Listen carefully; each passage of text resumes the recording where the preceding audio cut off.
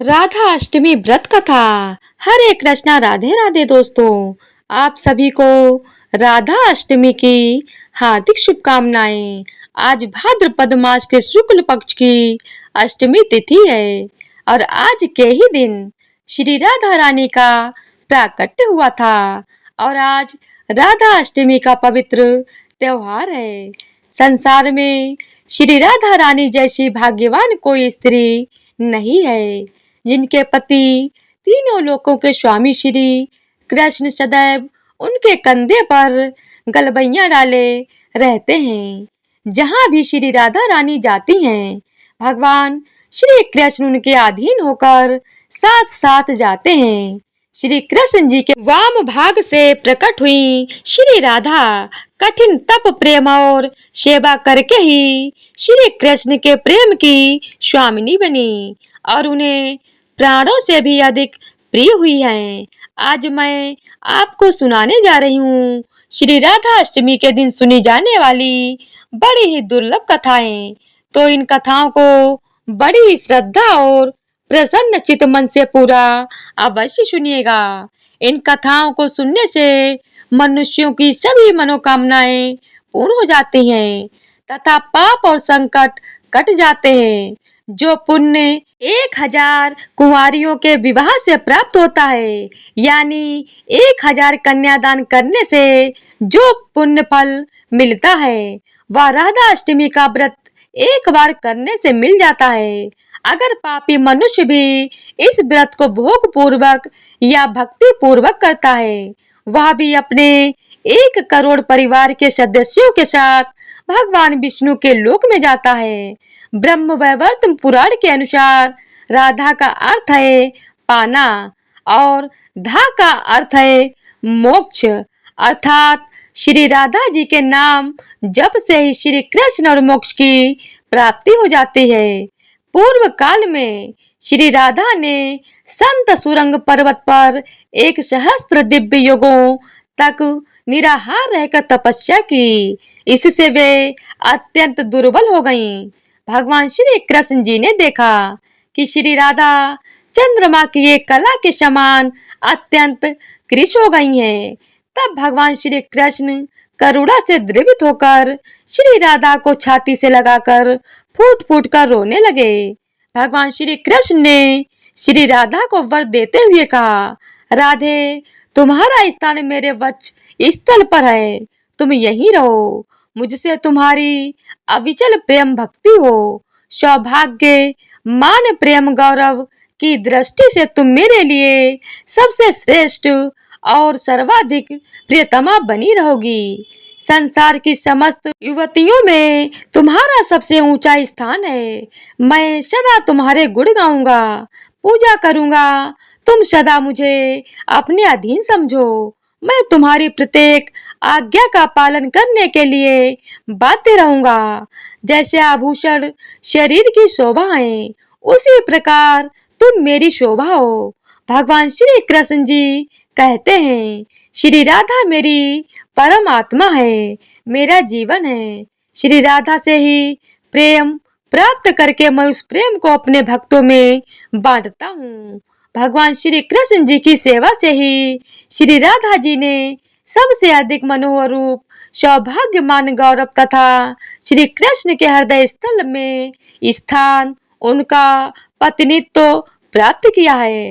वृंदावन लीला अपने लौकिक दृष्टि से तो श्री कृष्ण जी 11 वर्ष की अवस्था में ही ब्रज का परित्याग करके मथुरा आ गए थे।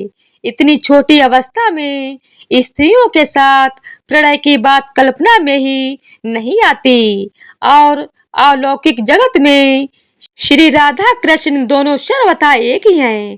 फिर भी भगवान ने ब्रह्मा जी को श्री राधा के दिव्य विग्रह का दर्शन कराने का वरदान दिया था।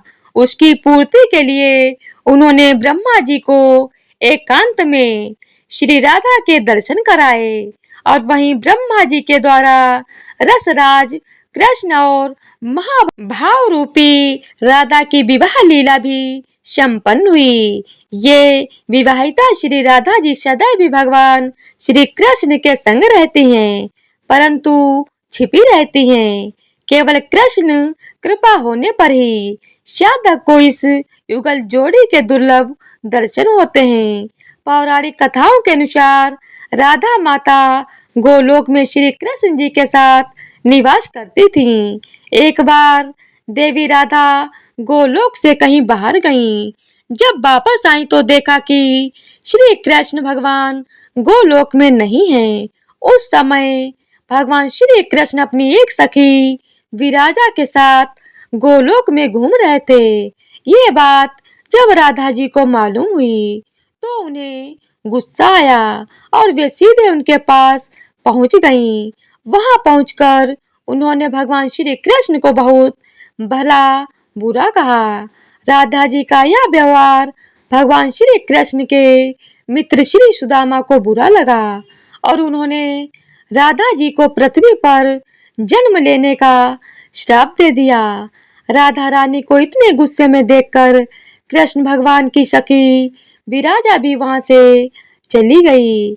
इस श्राप के बाद राधा रानी ने बदले में श्री रामा को श्राप देते हुए राक्षस कुल में जन्म लेने का श्राप दे दिया। राधा रानी के द्वारा दिए गए श्राप के कारण ही सुदामा का जन्म शंखचूड़ दानव के रूप में हुआ था। दानव कुल में जन्म लेने के बाद भी भगवान विष्णु का अनन्य भक्त बना रहा। वहीं दूसरी ओर राधा रानी ने भी पृथ्वी पर वृषभानु के घर पुत्री के रूप में जन्म लिया। लेकिन राधा रानी वृषभानु जी की पत्नी देवी कीर्ति के गर्भ से नहीं जन्मी थी। दरअसल जिस समय सुदामा और राधा ने एक दूसरे को श्राप दिया तब भगवान श्री कृष्ण जी ने राधा रानी से कहा, हे राधे, अब आपको पृथ्वी पर देवी कीर्ति और वृषभानु जी की पुत्री के रूप में रहना है। इसके आगे भगवान श्री कृष्ण ने राधा रानी से कहा कि जब आप विवाह के योग्य हो जाएंगी तो आपका विवाह मनुष्य के अवतार में रायण नामक एक वैश्य से होगा। हालांकि वह भी मेरे अंश अवतारों में से एक होगा। आप धरती पर भी मेरी प्रीतम बनकर ही रहेंगी, परंतु हम दोनों को वहां बिछड़ने का दुख सहना पड़ेगा। हे राधा रानी, अब आप धरती पर जन्म लेने की तैयारी करें। सांसारिक दृष्टि से देवी कीर्ति गर्भवती हुई और उन्हें प्रसव भी हुआ, लेकिन देवी कीर्ति के गर्भ में योग माया की प्रेरणा से वायु का प्रवेश हुआ और उन्होंने वायु को ही जन्म दिया।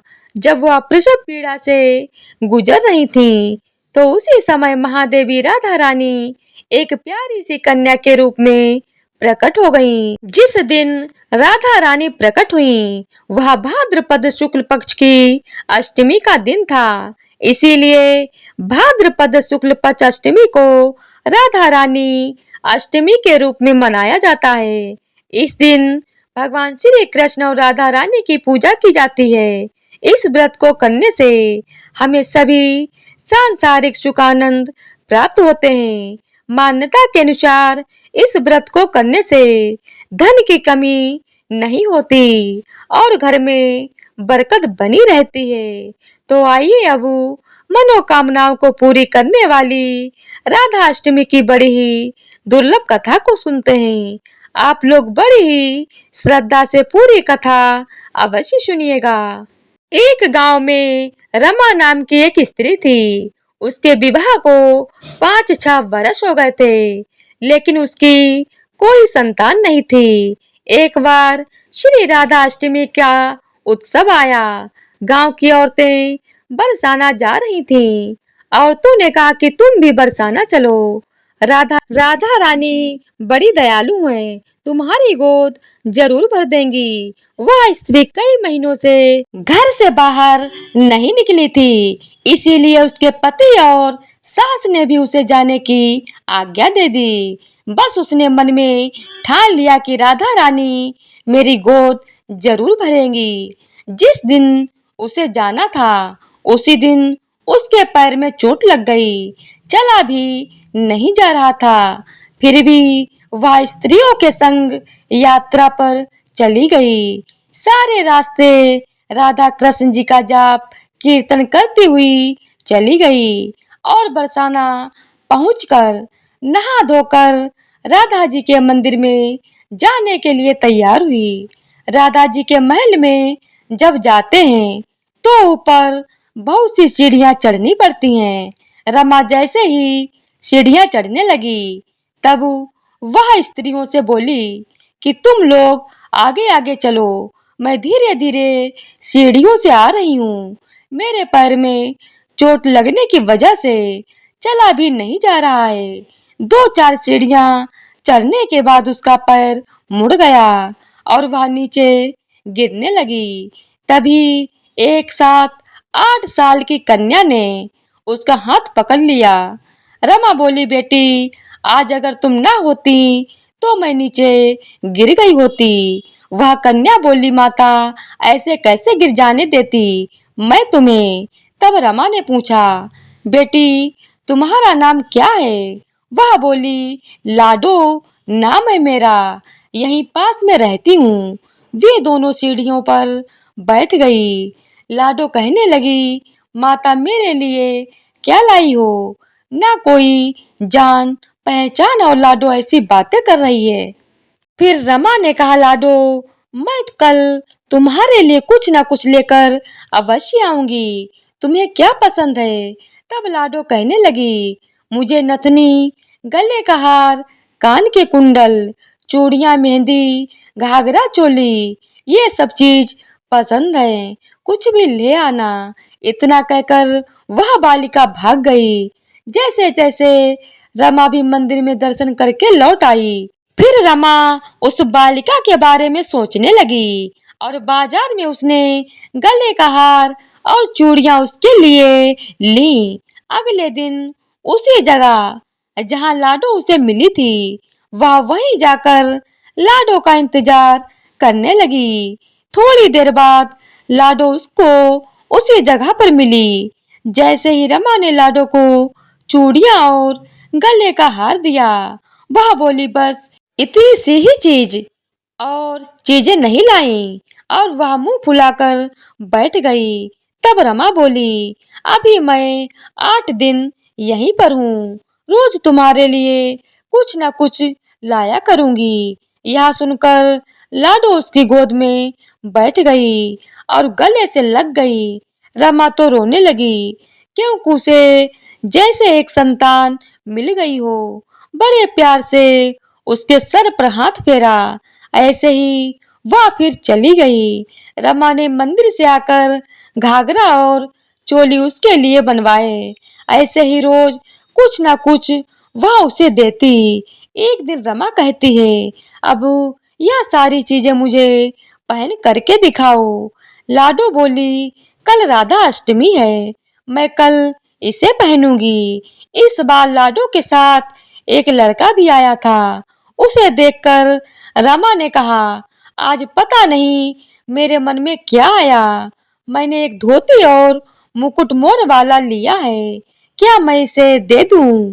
लाडो बोली, यह कनवा है, मेरे साथ ही रहता है, हाँ तुम इसे दे दो।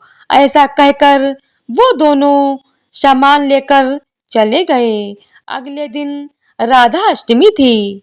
जब रमा सीढ़ियों पर आई वहां उसे आज कोई नहीं मिला, ना वो लाडो और ना ही वो लड़का। बहुत इंतजार करने के बाद जब वह मंदिर में पहुंची तो वहां बहुत भीड़ थी। कीर्तन और नृत्य हो रहा था। इसी तरह भीड़ को चीरती हुई वह आगे पहुंची और वहां पहुंचकर वह राधा जी को देखा और ठाकुर जी को देखा। रमा ने जो जो चीजें लाडो को दी थी वही सारा सामान राधा कृष्ण जी पहने हुए थे। वह पत्थर सी हो गई, आंखों से आंसू बहने लगे।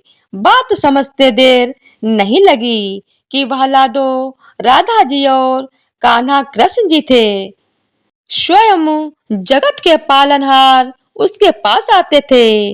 राधा जी उसकी गोद में बैठती थी और उसे माँ तत्व का सुख प्रदान करती हैं, वह तो जैसे बावरी सी हो गई। दिन रात लाडो लाडो कहती रहती, पुकारती रहती। वह स्त्रियों से बोली, तुम लोग घर जाओ, मैं नहीं जाऊंगी। उसकी सास और पति भी उसे लेने आए, पर वह साथ नहीं गई। अब तो प्रतिदिन वह सीढ़ियों पर बैठे बैठे आंसुओं से सीढ़ियां धोती, पलकों से बुहाती थी। ऐसा करते करते उसे 30 वर्ष पूरे हो गए। एक दिन एक बालिका उसका हाथ पकड़कर ऊपर अट्टालिका में ले गई। वहां जाकर बोलती है, लो आ गई मैं ही हूँ तुम्हारी लाडो। ऐसा कहकर बाहें फैलाकर रमा को बुलाने लगी और अपने गले लगा लिया। उस दिन रमा ऐसे गले लगी कि इस पार्थिव शरीर को छोड़कर सदा के लिए अपनी लाडो के पास चली गई। तो प्रेम से बोलिए, श्री राधा कृष्ण भगवान की जय हो, बरसाने वाली की जय हो। एक बार नारद मुनि ने पृथ्वी लोक पर राधा नाम की महिमा सुनी और सुना कि वह श्री कृष्ण की सबसे बड़ी भक्त हैं। नारद जी को लगता था कि वह श्री हरि के सबसे बड़े भक्त हैं। अपने मन की शंका का निवारण करने के लिए नारद जी श्री कृष्ण जी के पास गए। श्री कृष्ण जी तो अंतर्यामी हैं, समझ गए कि नारद जी के मन में क्या शंका चल रही है। श्री कृष्ण जी ने सोचा, नारद जी को राधा रानी के प्रेम और भक्ति का अनुभव करवाना ही पड़ेगा। जब नारद जी श्री कृष्ण जी के पास आए तो श्री कृष्ण अपना सर पकड़कर बैठे थे। नारद जी ने श्री कृष्ण जी से पूछा कि हे प्रभु, आपको क्या हुआ है? तब श्री कृष्ण जी कहने लगे कि नारद जी, मेरे सिर में बहुत दर्द है। नारद जी ने पूछा कि प्रभु, आपके इस दर्द का निवारण कैसे होगा? तब श्री कृष्ण जी ने कहा कि अगर कोई मेरा सच्चा भक्त अपने चरणों को धोकर उसका चरणामृत मुझे पिला दे तो मेरे सर का दर्द ठीक हो जाएगा। नारद जी सोचने लगे कि मैं श्री हरि का सच्चा भक्त हूँ, लेकिन श्री कृष्ण को अपने चरणों का चरणामृत पिलाने से मुझे नरक तुल्य पाप लगेगा, इसीलिए ऐसा पाप मैं अपने सर पर नहीं ले सकता। नारद जी ने रुक्मणी जी से और बाकी रानियों से इस समस्या को कह सुनाया, लेकिन कोई भी इस पाप को अपने सर पर लेने को तैयार न हुआ। नारद जी को राधा रानी की याद आई कि वह भी तो श्री कृष्ण जी की सच्ची भक्त हैं। नारद जी ने जाकर सारा प्रसंग राधा रानी को सुनाया। राधा रानी ने उसी समय एक पात्र में जल लेकर अपने चरणों को धोकर वह जल नारद जी को दे दिया और कहा कि जल्दी से जाकर इसे श्री कृष्ण जी को दे दो। राधा रानी नारद जी से कहने लगी, मैं जानती हूँ कि इस बात के लिए मुझे नरक तुल्य पाप लगेगा। राधा रानी आगे नारद जी से कहती हैं, श्री कृष्ण के दर्द के निवारण के लिए मैं कोई भी पाप अपने सर पर लेने के लिए तैयार हूँ। नारद जी श्री कृष्ण जी के पास गए तो श्री कृष्ण मंद मंद मुस्कुरा रहे थे। अब तक नारद जी समझ गए थे कि राधा रानी श्री कृष्ण से निश्चल प्रेम करती हैं और उनकी सबसे बड़ी भक्त हैं, तथा श्री कृष्ण यह सारी लीला मुझे यह एहसास कराने के लिए ही रची थी। तो प्रेम से बोलिए, राधा कृष्ण भगवान की जय हो। तो आइए अब मनोकामनाओं की पूर्ति करने वाली राधा रानी की सच्ची कथा को सुनते हैं। यह कहानी है बरसाना की, जहाँ राज राजेश्वरी श्री राधा रानी जी का जन्म हुआ था। बरसाना में श्री राधा जी का एक मंदिर है, जिसके पास एक सेठ जी रहा करते थे। सेठ जी बहुत ही संपन्न थे, क्योंकि उनके पास सब कुछ था। आलीशान दुकान, भव्य भवन, 3 बेटे और 3 बहुएं। सेठ जी यूं तो हर तरीके से साधन संपन्न थे, लेकिन फिर भी उनके मन में बड़ा दुख था। उन्हें हमेशा लगता था कि शायद उनकी एक पुत्री भी होती। उन्हें लगता था अगर उनकी एक पुत्री होती तो वो अपने मन की सारी बात अपनी पुत्री को बताते और पुत्री को बहुत दुलार करते। कुछ समय पहले ही सेठ जी की पत्नी का देहांत हो गया था, इसीलिए सेठ जी बहुत अकेलापन महसूस करते थे। सेठ जी हमेशा अपने घर के पास स्थित मंदिर में श्री राधा रानी के दर्शन करने जाया करते थे। एक दिन जब सेठ जी मंदिर में श्री राधा जी के दर्शन करने गए, तो उसी दिन मंदिर में एक संत पधारे थे। सेठ जी को कुछ उदास देख संत ने सेठ जी से पूछा, उदास क्यों हो बेटा? सेठ जी बोले, महाराज मेरी कोई बेटी नहीं है, इसीलिए मैं उदास हूँ। संत मुस्कुराए और बोले, यदि जीवन में किसी का अभाव है तो उसकी जगह भगवान को बिठा लेना चाहिए। सेठ जी बोले, महाराज मेरे तो कोई बेटी नहीं है, तो मुझे क्या करना चाहिए? संत बोले, अरे सेठ जी, जब तुम्हें बरसाने में वास मिला है तो तुम बरसाने की बेटी श्री राधा रानी जी को ही अपनी बेटी क्यों नहीं मान लेते? संत की यह बात सेठ जी को बहुत पसंद आई। उसी दिन सेठ जी ने श्री राधा जी का एक बड़ा सा चित्र मंगवाया और उसे अपने कमरे में लगा लिया। अब तो सेठ जी का जीवन ही बदल गया। वे उठते, बैठते, सोते जागते श्री राधा जी को अपनी बेटी मानकर उनसे बातें करने लगे। उन्हें अपनी पुत्री को हर बात बताने में बहुत आनंद आता था। सेठ जी की राधा रानी जी में ऐसी लगन लगी कि जब भी वे दुकान जाते तो श्री राधा रानी को भोग लगाकर प्रसाद पाकर ही जाते थे।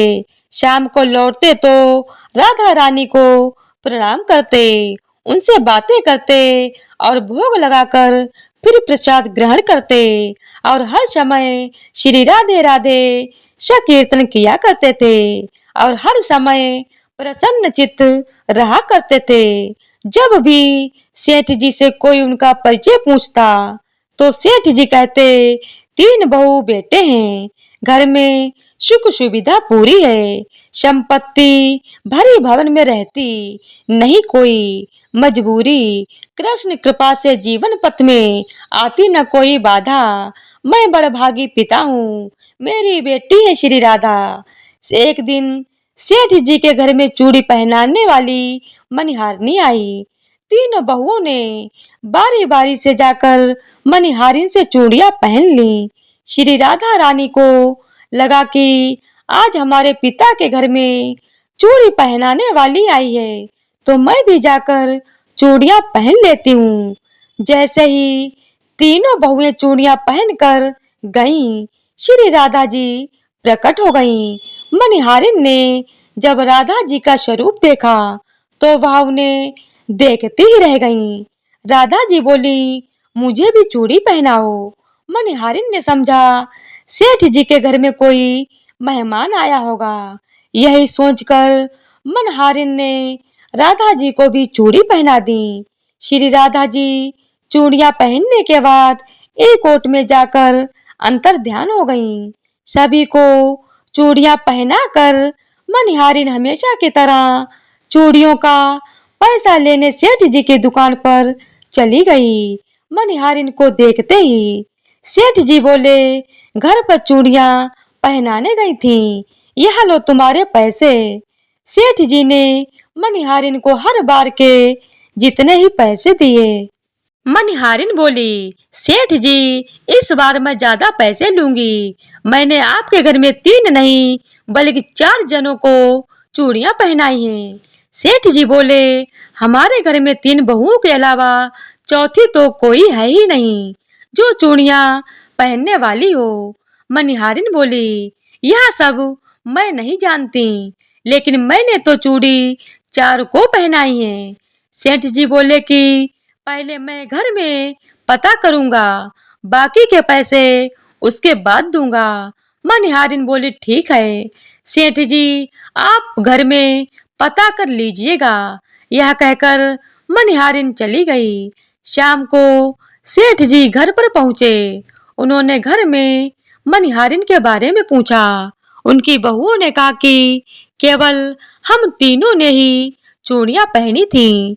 सेठ जी अपनी बहुओं से बोले, मैं भी यही सोच रहा था कि चौथा तो कोई है ही नहीं हमारे घर में जो चूड़ियां पहने। इस प्रकार सेठ जी यह बात भूल गए और अपने नित्य काम में लग गए। सेठ जी राधा राधा बोलते बोलते श्री राधा जी को प्रसाद का भोग लगाए और भोजन करके सो गए। जब सेठ जी को नींद आ गई तो उनके स्वप्न में श्री राधा जी प्रकट हो गईं। राधा जी बहुत उदास थी, उनकी आंखों में आंसू थे। सेठ जी ने पूछा, बेटी उदास क्यों हो? श्री राधा जी बोली, आज मेरा मन बहुत दुखी है। मैंने आज अपने पिता का घर समझकर यहाँ उस मनिहारिन से चूड़ियां पहनी थी, परंतु पिताजी आपने उस मनिहारिन को मेरी चूड़ियों का मोल नहीं चुकाया। पिताजी आपने मुझे बेटी तो बना लिया, परंतु आपको मेरी याद नहीं आई। आपने मुझे भुला दिया, इससे मैं बहुत दुखी हूँ। यह सुनकर सेठ जी सपने में ही रोते हुए बोले, बेटी मुझे क्षमा कर दो, मुझसे बहुत बड़ी भूल हो गई। सेठ जी तुरंत नींद में से उठ बैठे, उनकी आंखों से आंसू आ रहे थे। सेठ जी ने तुरंत तिजोरी में से पैसे निकाले और मनिहारिन के घर की तरफ चल दिए। सेठ जी ने मनिहारिन के घर का दरवाजा खटखटाया। मनिहारिन ने दरवाजा खोला और बोली, सेठ जी आप इतनी रात को? सेठ जी को अपने घर पर देखकर मनिहारिन चौंक गई। सेठ जी के नेत्रों में आंसू भरे थे। सेठ जी बोले, तुम्हारे जैसा बड़भागी कोई नहीं है। मनिहारिन बोली, सेठ जी क्या हुआ? सेठ जी बोले, मैंने राधा जी को अपनी बेटी बनाया, परंतु मैंने उन्हें कभी अपने नेत्रों से नहीं देखा, लेकिन तुमने आज उन्हीं राधा जी को अपने हाथों से चूड़ियां पहनाई हैं। आज तुम्हारे जितना भाग्यशाली इस धरती पर कोई नहीं है। मैं तुम्हें अपनी पुत्री की पहनी हुई चूड़ियों का मूल्य चुकाने आया हूँ। यह कहकर सेठ जी ने रुपयों से भरी थैली मनिहारिन के पास रख दी और कहा, इसमें से जो भी लेना हो वो ले लो। जब मनिहारिन ने सुना कि स्वयं राधा जी उससे चूड़ियां पहनने आई थीं, तो उसकी आंखों से भी आंसुओं की धारा बह निकली। मनिहारिन बोली, सेठ जी मैं राधा रानी की चूड़ियों के पैसे आपसे कैसे ले सकती हूँ? राधा रानी तो इस बरसाने की बिटिया हैं और मैं अपनी बिटिया की चूड़ी के पैसे आपसे नहीं लूंगी। परंतु सेठ जी नहीं माने। सेठ जी ने रुपयों से भरी हुई थैली मनिहारिन के घर पर रख दी और वहां से सीधे श्री राधा जी के मंदिर चले गए। उस दिन के बाद सेठ जी ने सब कुछ छोड़कर संन्यास ले लिया और अपना शेष जीवन राधा जी के मंदिर में राधा जी की भक्ति करते करते बिता दिया।